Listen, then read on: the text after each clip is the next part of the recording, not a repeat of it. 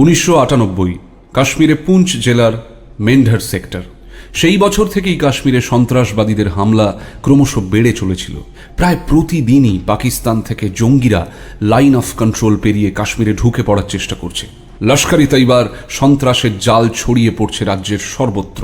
শুধু সাধারণ মানুষ নয়, স্থানীয় রাজনৈতিক নেতারাও সেদিন তাদের বন্দুকের নিশানায়। সেই বছরেরই ডিসেম্বর মাস, হাড় কাঁপানো ঠান্ডায় কাঁপছে উপত্যকা। ভারতীয় সেনাবাহিনীর ক্যাপ্টেন রাকেশ শর্মার কাছে খবর এলো, লস্কর স্থানীয় এক নেতাকে নিকেশ করার চক্রান্ত করছে।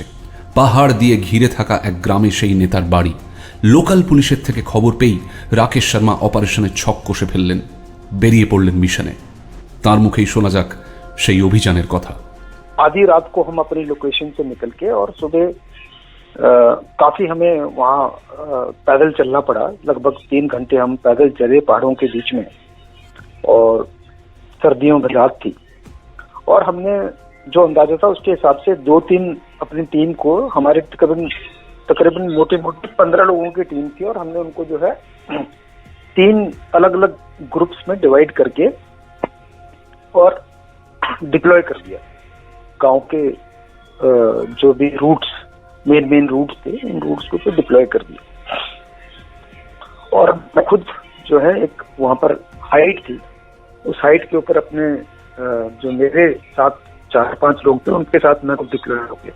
রাত শেষ হয়ে সূর্যের আলো ফুটতেই রাকেশ শর্মা ও তাঁর টিম ঘিরে ফেললেন গ্রামখানি। গ্রামের প্রতিটি ঘরে খানা তল্লাশি শুরু হলো। তল্লাশি চালাতে চালাতে বেলা গেল গড়িয়ে। দুপুর প্রায় 2টো, অথচ তখনও সন্দেহজনক কিছু পাওয়া গেল না। কোনো সন্ত্রাসবাদীর টিকিটিরও দেখা নেই। এত লম্বা সময় ধরে সার্চ অপারেশনের পর রাকেশ শর্মার টিম তখন রীতিমতো হতাশ। এরকম ইনপুট পাওয়ার পর তন্ন তন্ন করে খোঁজার পরেও ব্যর্থ হয়ে ফিরতে হবে। এমন এক সময় ক্যাপ্টেন রাকেশ শর্মার মাথায় খেলে গেল একটা আইডিয়া। अचानक ही मेरे मन में ख्याल आया कि चलते चलते जो है कुछ एक्टिविटी करें तो हो सकता है कुछ हो जाए। तो मेरे साथ में एक मेरा LMG घर था, लाइट मशीन गन बोलते हैं, लाइट मशीन गनर था एक, तो हरपाल सिंह को मैंने बोला कि उसको मैंने हुक्म दिया कि आप जो है LMG के 2-3 ब्रस्ट ये नजदीक वाले घरों के ऊपर से जरा एक बार फायर करो आप। तो उसने फायर किया, और जैसे ही उसने दूसरी बार फायर किया, वैसे ही हमारा जहां मैं बैठा हुआ था उसके नीचे की तरफ 2-3 घर थे, उनमें से 3 लोग निकल कर भागे। और वो 3 लोग जो निकल के भागे, तो हमें दिख रहा था कि उन्होंने, उनके जो है शरीर के ऊपर वो जैकेट लगी हुई थी जो होती है मिलिटेंट्स वाली, और उसके अलावा जो है उनके पास राइफल्स वगैरह थी, और वो भाग रहे थे। तो हमने ऊपर से फायर किया। ফায়ারিং সত্ত্বেও সন্ত্রাসবাদীরা ছুটতে থাকে। অগত্যা তাদের পেছনে ধাওয়া করেন রাকেশ শর্মা। তাঁর সঙ্গে ছুটতে থাকে তাঁর টিম। এইভাবে প্রায় আধ ঘন্টা ছোটার পর রাকেশ এবং তার টিম দেখতে পায় উল্টো দিক থেকে কিছু মানুষ হেঁটে আসছে তাদের দিকে। এই মানুষরা কারা? तकरीबन आधा घंटा जो है हम उनको चेज करते रहे, और उसके बाद जो है चेज करने के बाद मैं एक जो नीचे से नदी बह रही थी, नाला, बड़ा नाला था वो, तो उसको क्रॉस कर रहा था। तो मैंने देखा सामने से 2-3 गांव वाले आ गए। तो थोड़ा सा मेरे को उनको देख के अंदाजा हुआ कि थोड़े घबराए हुए लग रहे थे। तो मैंने उनको रोका वहां पर, और जो मेरे 3 मेंबर मेरे पीछे आते, मैंने कहा तलाशी वगैरह लो। और तलाशी लेने के बाद थोड़ी पूछताछ की। उन्होंने कहा कि जी हम तो दूसरे गांव के हैं, और यहाँ पर हम जो है आटा पिसाने के लिए आए थे। यहाँ पर जो पानी वहाँ चक्की चलती है जिसमें आटा पिसाते थे गाँव के लोग। तो मुझे थोड़ा शक हुआ, तो फिर हमने उन्हें थोड़ा और पूछताछ की। तब उन्होंने बोला कि उनका घर यहाँ से तकरीबन 250 मीटर आगे है, एक छोटी सी हिल थी, हिल के पीछे उनका घर था। कहा कि जो है 3 मिलिटेंट जो है अंदर घुसे हैं, और उन्होंने हमको मार मार के भगा दिया है। तो फिर उनमें से मैंने एक आदमी को कहा कि आप चलिए दिखाइए अपना घर कहाँ है। 4 থেকে 5 কামরার বাড়ি, পাথর দিয়ে গড়া, যথেষ্ট মজবুত। ফায়ারিং শুরু করলো ভারতীয় সেনা। তখন বিকেল 4:30। বাড়ির মধ্যে থেকেও গুলির ঝাঁক ছুটে এলো রাকেশ শর্মাদের দিকে। প্রমাণ পাওয়া গেল যে জঙ্গিরা এই বাড়িতেই আশ্রয় নিয়েছে। কিন্তু ক্যাপ্টেন রাকেশ শর্মারা এই পরিস্থিতির জন্য তৈরি হয়ে আসেননি। অর্থাৎ সারা রাত ধরে লড়াই চালানোর উপযুক্ত গুলি বারুদ সরঞ্জাম তাঁদের কাছে ছিল না। তাই তাঁরা তাড়াতাড়ি অপারেশন শেষ করতে চাইলেন। দু তরফ থেকেই গুলিবর্ষণ আরো প্রবল হয়ে উঠল। প্রায় 1.5 ঘন্টা লড়াই চলার পর রাকেশ তার রকেট লঞ্চার টিমকে বললেন বাড়ির সদর দরজাকে নিশানা করতে। দরজা ভেঙে পড়ল। সন্ধে পর্যন্ত সন্ত্রাসবাদীদের দিক থেকে আর কোনো আক্রমণ এলো না, অর্থাৎ তারা নিহত। তখন কি করলেন ক্যাপ্টেন রাকেশ শর্মা? শুনুন তার নিজের জবানিতে। जो मेरी मेन टीम थी, हम 5 लोग थे, उनको तर्क करके और मैं खेतों के बीच में से पीछे से घूमता हुआ गया और खेत नीचे की तरफ तो घर थोड़ा सा हाइट पर था, उसका आंगन था, और मैंने खेत में से आंगन में छलांग लगाई रोलिंग करते हुए। और उसके बाद जो है धीरे धीरे हमने जो है एक जो मिलिट्री ड्रिल होती है, fire and move, cover and move करते हुए हम धीरे धीरे वो दरवाजा जो टूटा था वहां पहुंचे। तो वहां दरवाजे के ऊपर ही बिल्कुल अंदर की तरफ को पहले कमरे में एक मिलिटेंट जो है वो वहीं पड़ा हुआ था। और उसके बाद फिर हमने उसको सर्च करना शुरू किया घर को। तो दूसरा मिलिटेंट जो था वो दूसरी दाहिनी तरफ को एक खिड़की थी, उस खिड़की के ऊपर उसकी बॉडी वहां पड़ी थी। अब हमें वो घर जब आगे सर्च करना शुरू किया तो हमें और कुछ नहीं मिला, जबकि ये कंफर्म हमने 3 मिलिटेंट देखे भागते हुए। जो इस घर के जो मालिक थे उन्होंने हमें बताया था कि 3 लोग अंदर घुसे हैं, 3 मिलिटेंट अंदर घुसे हैं, हमें तीसरा मिलिटेंट वहां दिखा नहीं। সন্ত্রাসবাদী তো ছিল 3 জন, তাহলে তৃতীয় জন গেল কোথায়? রাকেশ শর্মা ভেতরের দিকের একটি ঘরে ঢুকলেন। সেখানে কাঠের একটা বড় বাক্স রাখা আছে। কাশ্মীরের ঘরে ঘরে এরকম বাক্স দেখা যায়।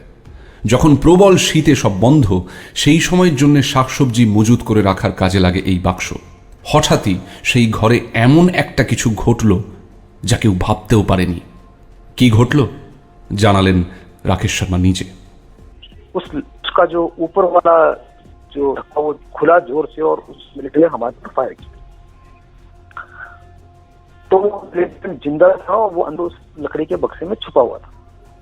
अब हमारी किस्मत अच्छी थी कि क्या हुआ, क्योंकि उसको गोलियां लगी हुई थी, वो घायल था, तो वो एम लेके हमको हमारे ऊपर फायर नहीं कर पाया। उसने एकदम से फायर कर दिया और हम एकदम से जितना ताकत थी उतनी जोर से हमने छलांग लगा के और हम बाहर की तरफ गिर पड़े। अब उस टाइम अंधेरा हो चुका था और जो बाकी मेरे टीम मेंबर थे वो टीम मेंबर जो है उन्होंने पहले ही सेलिब्रेट करना शुरू कर दिया था कि देखो ऑपरेशन खत्म हो गया, हमने मिलिटेंट खत्म कर दिए हैं। और जैसे ही फायरिंग हुई वैसे ही अफरा तफरी में सब इधर उधर भागे और मेरा पूरा ऑपरेशन के ऊपर से कंट्रोल समाप्त हो गया। একদিকে সন্ত্রাসবাদী আর অন্যদিকে রাকেশ শর্মার ছত্রভঙ্গ হয়ে যাওয়া টিম।